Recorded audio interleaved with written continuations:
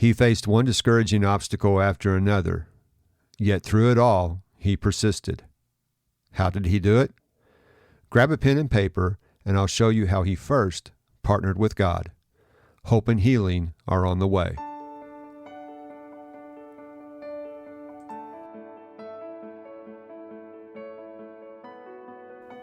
Hi, neighbor. Welcome to another journaling episode of Anchors of Encouragement.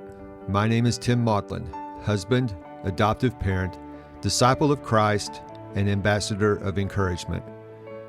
Journaling has been a big part of my life since my son Johnny was introduced to it in residential. It was the catalyst to help him heal his broken heart. For me, the power of journaling is captured in the following quote: "You can think a feeling, you can speak a feeling, but if you want to touch a feeling, you need to write." In these journaling episodes, I'll share a story and a journaling prompt to help you navigate your adoption journey. I saw the positive things journaling did for my son. I know the positive things journaling has done for me, and I hope you'll try it too. I would like to invite you to grab a pen and paper, and let's tap into the power of journaling together. Hope and healing are on the way. Before the beginning of this year, I selected my word that I wanted to focus on.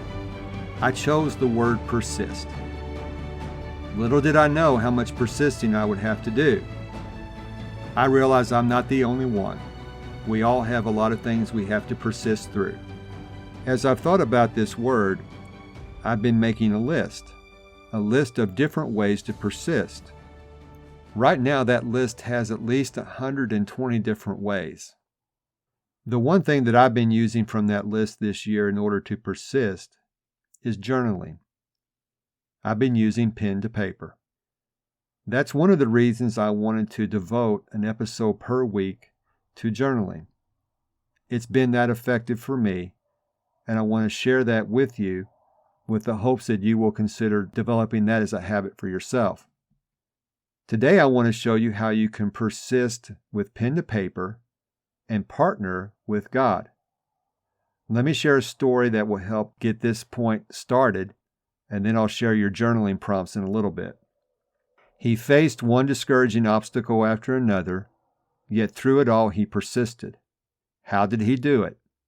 First, he partnered with God. I'm talking about one of my favorite Bible characters, Joseph. When we pick up the story of Joseph in the book of Genesis, we see he is one of 12 brothers. This family was the definition of dysfunctional. Unfortunately, Joseph is not seen well by his brothers. They hate him. Dad played favorites, and Joseph was his favorite, and the brothers knew it. And because of that, the brothers hated him. When we get to the story in chapter 38, Jacob has sent his son Joseph to check on the other brothers. Well, that's not going to sit well with them. As he's approaching, we can see how much their hatred had grown, so much so that they want to kill him. Had it not been for brother Reuben, they would have murdered Joseph that day. Instead, they threw him in a pit and they waited. When they saw a caravan approaching, they decided that they would sell their brother into slavery.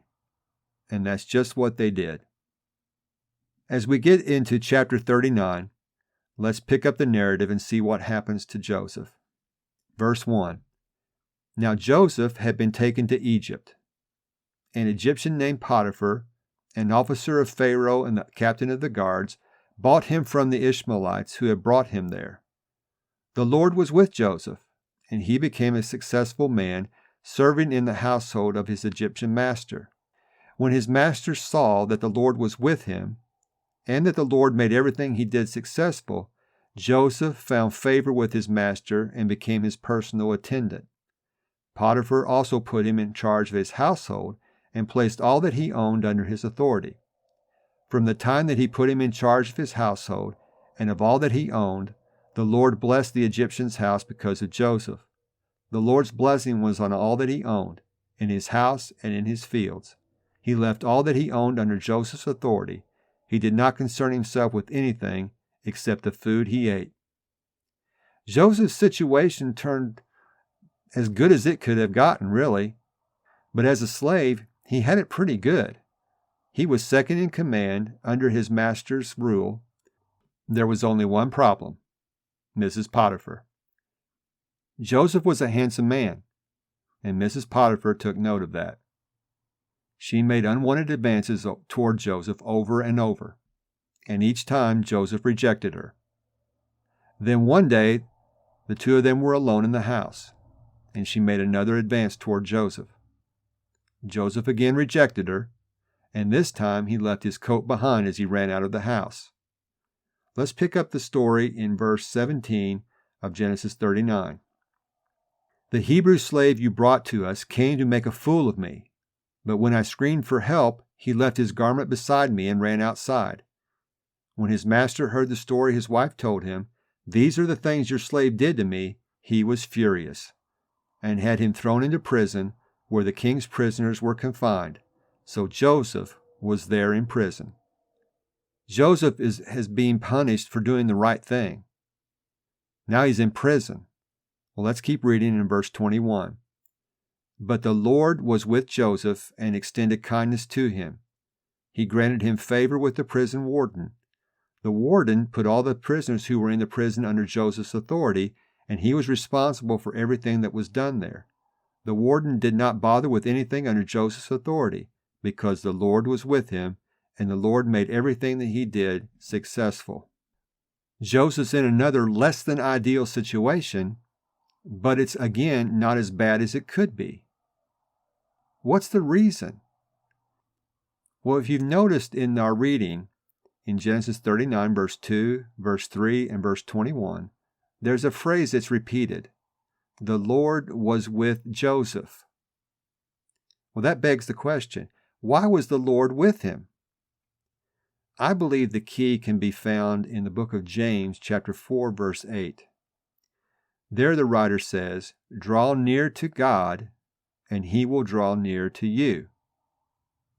I believe in all these cases that we've talked about, these examples with Joseph, that in each situation, he was drawing near to God. In other words, he was partnering with God. And because he chose to partner with God, the Lord was with him. Now, how can you and how can I partner with God? One of the ways we can partner with God is to remember stories like this from Scripture. This is where pen to paper comes in. Let's get to your daily doable. This is your pen to paper journaling prompt. If you're new to journaling, I want to keep this exercise as simple as possible. This, to me, is the easiest way to get into journaling. And just because it's easy doesn't mean it's not effective. I found this very effective for myself. What I want you to do is I want you to simply copy down different Bible verses. These Bible verses speak to the idea of partnering with God.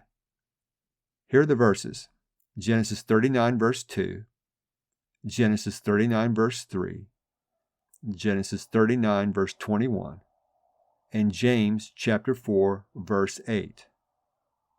Copy those verses down, and as you do it, pay attention to the words. Go slowly and focus on each word. As you focus on those words, you're going to see the way that you can partner with God. You can see how Joseph partnered with God and what God did for him. The Lord was with him. I have a bonus verse for you as well. Proverbs chapter 3, verses 5 through 6. There the writer says, "Trust in the Lord with all your heart, and do not rely on your own understanding. In all your ways know him, and he will make your paths straight." Copy that verse down. Slowly write the words and focus on the meaning behind them.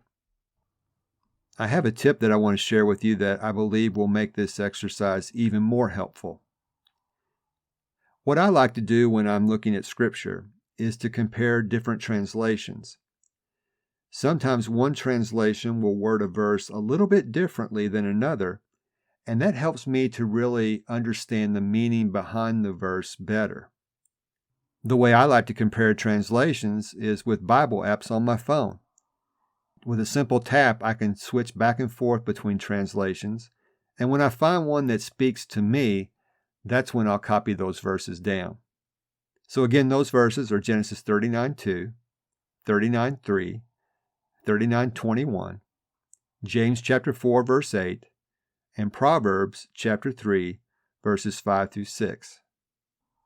I would like to encourage you to try this journaling prompt, copy these verses down, and see if it doesn't help you to partner with God. That's all for this episode. I want to thank you for joining me. Until next time, this is Tim, encouraging you to do what you can now. If this podcast has given you the courage and confidence to face storms in your life, the number one way you can thank me is to leave a written review on Apple Podcasts. Tell a friend about the show and be an anchor of encouragement for other adoptive parents. I would also like to invite you to join our Facebook community. All of the links for this episode can be found in the show notes. So until next time, this is Tim, encouraging you to do what you can now.